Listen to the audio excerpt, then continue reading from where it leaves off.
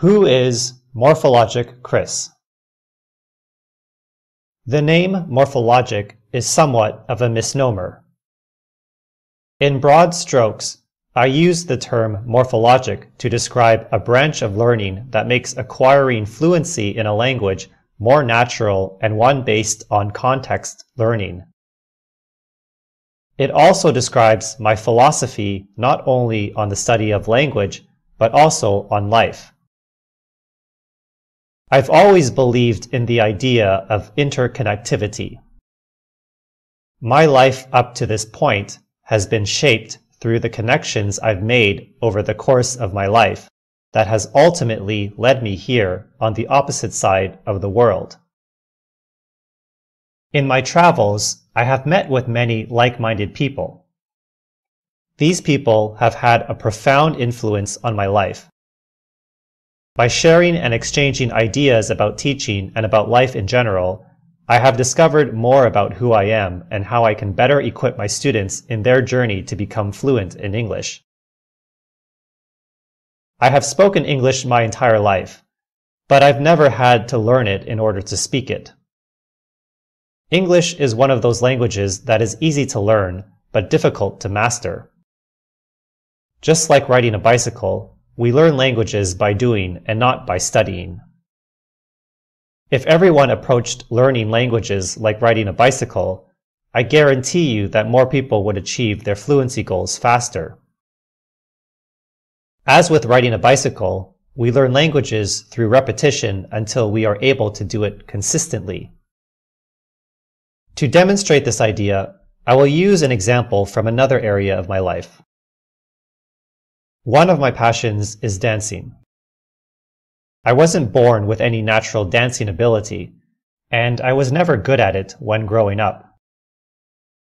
Up until my late 20s, moving my body to music was near impossible. So what did I do to learn how to dance? I did what everyone else did. I took classes. My first dance class was somewhat typical. I was given a lot of information, but I still couldn't move my body. I listened to what my teachers had to say and understood all of it, but I simply could not move my body the same way my teachers or peers were doing it. It wasn't until I went home and drilled the basics, looked at myself in the mirror, and applied what I had learned through kinetic action when I started to really understand dancing. It still took me months of dedicated practice, but I eventually broke through my language barrier. I can now look at someone and copy the way they move, simply because I have practiced enough times in front of a mirror to understand the correct movement. In other words, I drilled the basics until it became natural. Just like learning how to dance, I use the same principles when I teach English. To borrow from an English proverb, give a man a fish and you feed him for a day. Teach a man to fish and you feed him for a lifetime. The same can be applied to learning a language.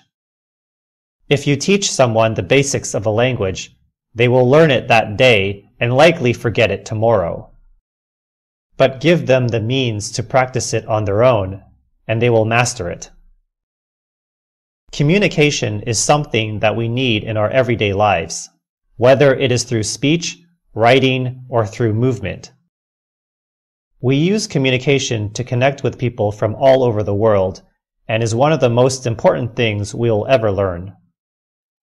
By giving people the right material and the right tools to learn a language on their own, they will eventually develop habit-forming techniques that will enable them to break through their own language barriers. It is a way to encourage self-learning and inspire confidence, which is the morphologic way.